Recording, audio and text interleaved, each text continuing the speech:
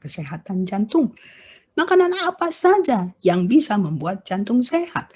Atau makanan apa saja yang bisa mencegah diabetes, mencegah trigliserid, mencegah kolesterol atau ginjal? Kita lupa. Kita perlu juga mencari makanan yang bisa menyehatkan otak kita, sehingga kita bisa mempunyai otak yang sehat. Dan fungsi dari otak yang sehat, yaitu untuk emosi kita, pandangan kita, pertimbangan kita, akan menjadi sehat juga. Penelitian banyak menunjukkan hubungan ciri kepribadian kasar dan agresif pada anak-anak dan orang dewasa erat dengan makanan. Makanan mempengaruhi kepribadian dan tidak sadar juga mempengaruhi kerohanian kita. Inilah target setan, otak kita. Ini perbedaan dari otak yang kecanduan gula dan kecanduan kokain. Tidak jauh beda. Ini otak dari penderita diabetes. Lama-kelamaan diabetes akan merusak otak dan akan menurunkan fungsi mental dari otak. Dan juga ini otak yang tinggi lemak, plak, hipertensi, dan sebagainya. Dengan otak-otak yang demikian, bagaimanakah kita bisa berpikir dengan jernih? Kemudian kita minum obat-obatan untuk menurunkan misalnya kolesterol karena kita takut serangan jantung. Padahal otak kita itu 20% terdiri dari kolesterol yang walaupun berat otak kita hanya 2%. Sehingga dengan kita meminum obat penurun kolesterol ini akan sangat berbahaya bagi fungsi otak kita. Lama-kelamaan kita beresiko tinggi untuk demensia atau pikun. Jadi yang terbaik untuk mencegah ini adalah kita ubah dari makanan kita. Bukan kita mencegahnya penyakit jantung dengan meminum obat penurun kolesterol, karena efek sampingnya akan kemana-mana. Dan juga makanan yang kita makan, makanan yang tidak sehat bagi otak kita tadi, itu sangat mempengaruhi mikrobiom di dalam usus kita. Dan usus yang tidak seimbang mikrobiomnya akan mempengaruhi otak kita, akan mempengaruhi cara berpikir otak kita. Nah, cara berpikir otak kita pun akan mempengaruhi pandangan kita terhadap kehidupan ini dan juga terutama terhadap makanan yang kita makan. Jadi, jadi ini saling berkaitan. Fungsi otak yang tidak baik akan mudah bagi setan untuk menguasai. Dr. Raphael Kelman, dia katakan, jika seorang pasien mempunyai masalah otak, selalu saya lihat ususnya, pencernaannya, dan mikrobiom. Ya, otak itu penting. Tetapi apabila kamu punya pencernaan, kamu punya usus tidak bekerja dengan baik, kamu tidak akan bisa mempunyai pikiran yang jernih dan kalem dan seimbang. Usus kamu adalah komponen kunci dari kesehatan kamu. Untuk mendapatkan fungsi otak yang optimal, yaitu mood yang seimbang, pikiran yang jernih, dibutuhkan usus yang sehat dan mikrobiom yang sehat. Otak kita sangat penting. Otak kita seperti kebun kita. Akarnya dirawat dengan makanan yang kita makan. fungsi otak yang tidak baik sangat berbahaya. Itulah sebabnya mengapa penting menjaga otak agar sehat. Karena fungsi otak yang tidak baik akan menjadi sangat mudah bagi setan untuk menguasai kita. Karena semua yang kita lakukan seperti apa ya, kita berpikir, kita merasa, atau kita bertindak, atau berteman, bergaul dengan orang-orang, atau supaya kita bekerja dengan baik, kerohanian kita baik, itu kita melibatkan otak. Nah, kalau dalam hal rohani, untuk kita belajar firman Tuhan, mendengar suara Tuhan, itu kita butuh otak yang sehat. Karena kita komunikasi dengan Tuhan melalui otak kita. Fungsi otak tidak baik, sekali lagi, mudah bagi setan untuk menguasai kita. Jadi makanan sehat mendukung kesehatan rohani. Healthy mind, healthy faith. Wahyu 22 ayat 4. Dan mereka akan melihat wajahnya, dan namanya akan tertulis di dahi mereka. Ibrani 10 ayat 16. Aku akan menaruh hukumku di dalam hati mereka, dan menuliskannya dalam akal budi mereka. Roma 7 ayat 25. Jadi dengan akal budiku aku melayani hukum Allah, tetapi dengan tubuh insaniku aku melayani hukum dosa. Ada apa di balik dahi? Ini kita lihat.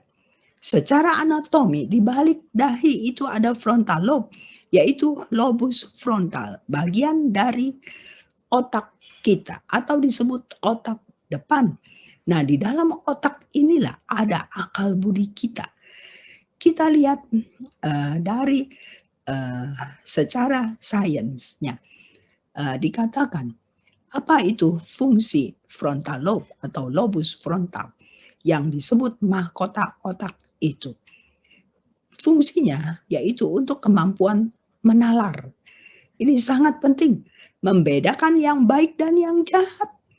Juga sangat penting untuk mengambil keputusan. Kemampuan dalam menyelesaikan masalah, problem solving, penting. Kemampuan fokus dan konsentrasi, perilaku sosial, pengaturan emosi termasuk memahami emosi orang lain dan rasa empati, perilaku manusia, ekspresi kepribadian, motivasi termasuk rasa senang, rasa bahagia, kontrol impulsif, gerak atau motorik, bahasa, memori, dan daya ingat yang melibatkan informasi yang baru kita terima. Jadi sekali lagi, ini otak frontal lobe kita merupakan pusat kerohanian dan moralitas. Jadi sangat krusial keberadaannya. Dan inilah pusat kontrol dari seluruh kita. Dan oleh karena itu, Tuhan melindungi otak kita yang berharga ini dengan tulang tengkorak yang sangat keras. Tidak ada gunanya seseorang hidup apabila otaknya sudah tidak berfungsi. Jadi sekali lagi, sangat penting. Dan apabila kita lihat, ini Tuhan juga mengerti ini semua sudah pasti karena Tuhan yang menciptakan kita. Dan ASI manusia dengan susu dari hewan, misalnya susu sapi dan susu formula, ini ada perbedaannya, yaitu di dalam fat, yaitu asam lemak esensial. Dan di dalam ASI, jumlah asam lemak esensial itu cukup. Dan juga ada enzim lipase untuk memecah asam lemak agar mudah dicerna dan diserap oleh tubuh.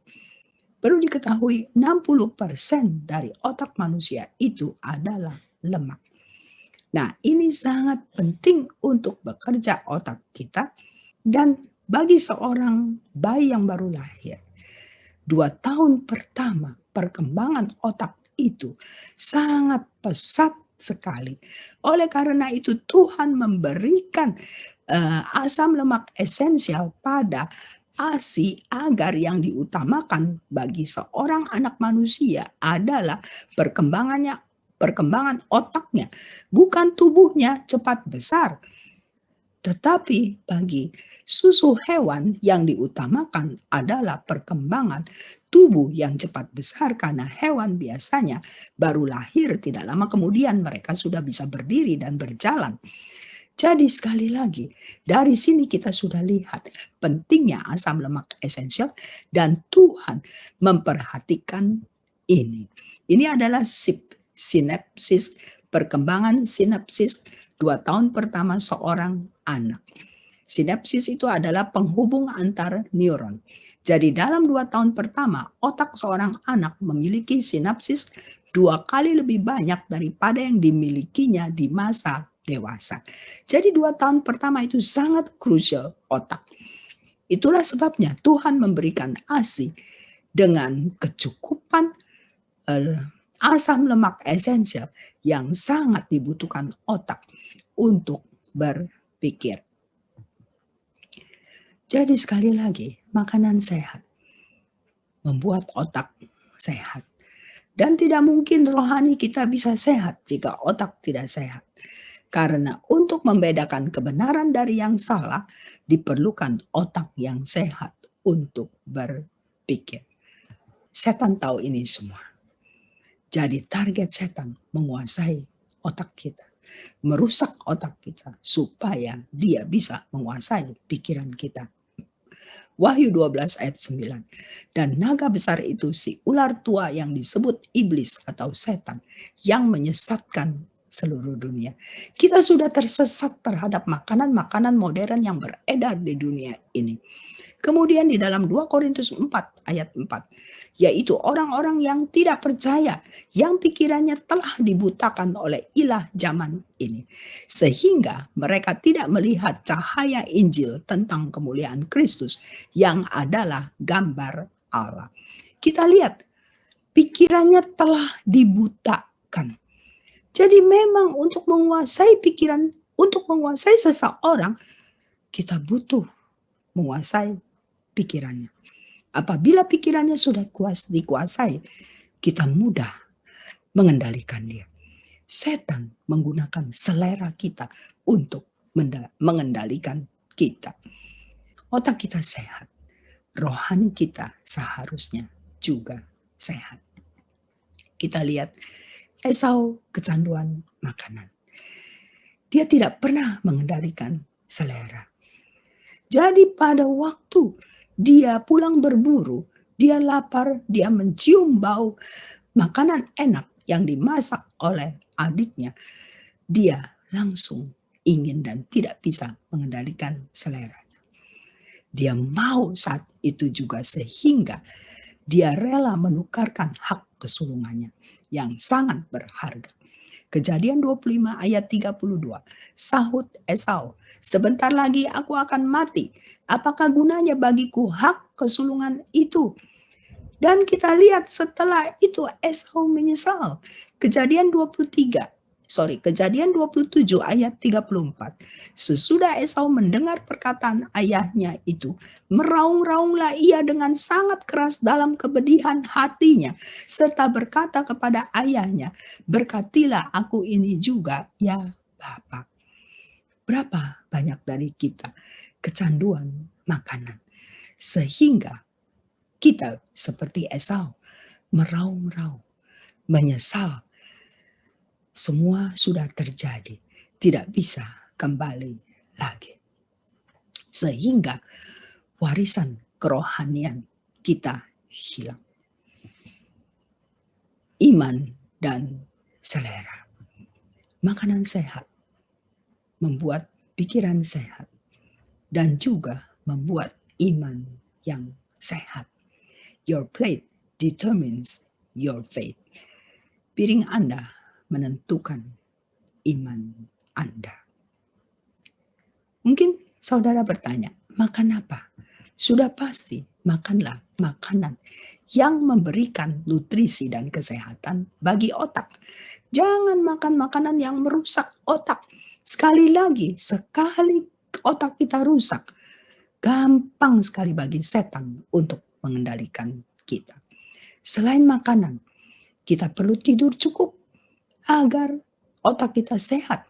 Kita juga perlu minum cukup agar otak kita sehat karena 70-80% dari otak kita terdiri dari cairan. Kita juga perlu olahraga dan juga kita perlu bacaan yang sehat termasuk firman Tuhan. Tapi saya sulit melakukannya. Saya nggak suka makanan yang sehat.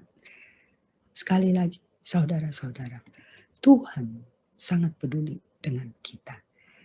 Tuhan sangat peduli. Tuhan sudah memberikan kepada kita di dalam firman Tuhan apa saja yang perlu kita makan. Pada waktu Adam baru diciptakan, Tuhan memberikan mereka menu yang kita bisa baca di dalam Kejadian 1 ayat 29 dan Kejadian 3 ayat 18. Sesudah jatuh ke dalam dosa, kita tahu Tuhan tambahkan sayur-sayuran yang di dalam Kejadian 3 ayat 18 itu. Di dalam Taman Eden tidak ada makanan yang gurih-gurih. Tidak ada junk food, tidak ada makanan proses. Semua makanan alami diciptakan Tuhan.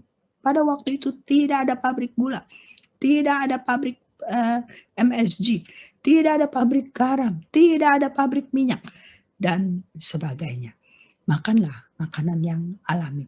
Jika saudara ingin tahu lebih banyak mengenai menu makanan yang Tuhan berikan di dalam Alkitab, kita bisa sama-sama belajar.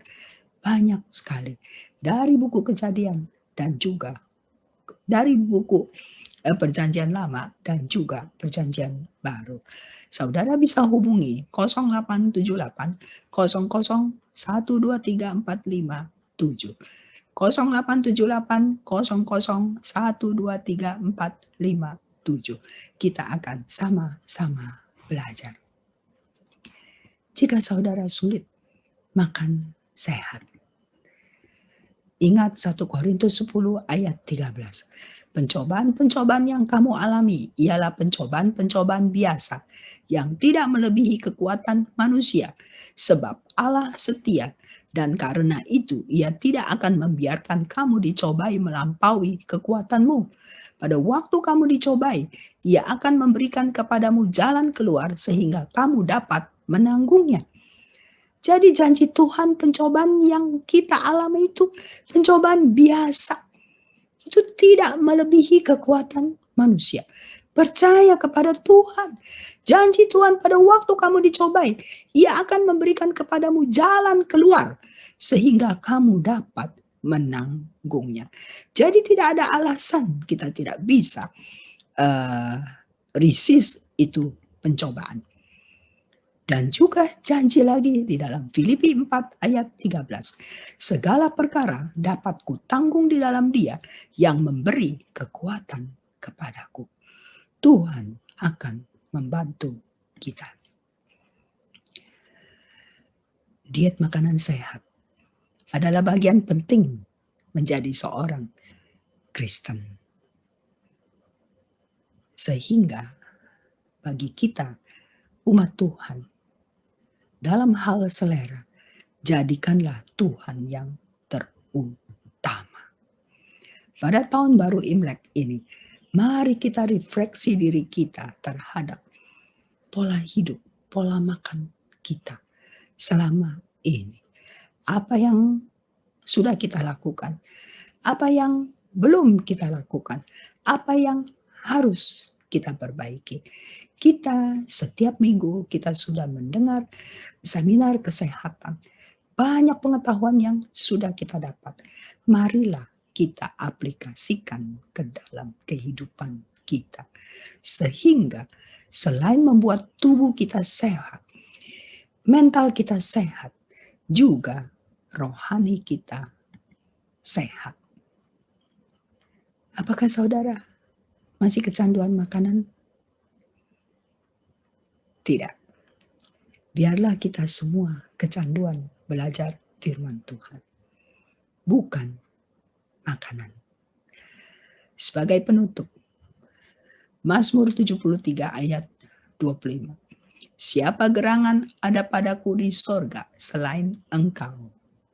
Selain Engkau Tuhan, tidak ada yang kuingini di bumi ini. Semoga saudara-saudara semua sehat, jasmani, mental, dan rohani. Tuhan Yesus memberkati kita semua. Amin. Ibadah online ini menggunakan ID Zoom Meeting dan passcode. Pastikan saudara menerima undangan ibadah lewat WA. Jika belum, hubungi WA 0878 00 123457. Jika saudara diberkati,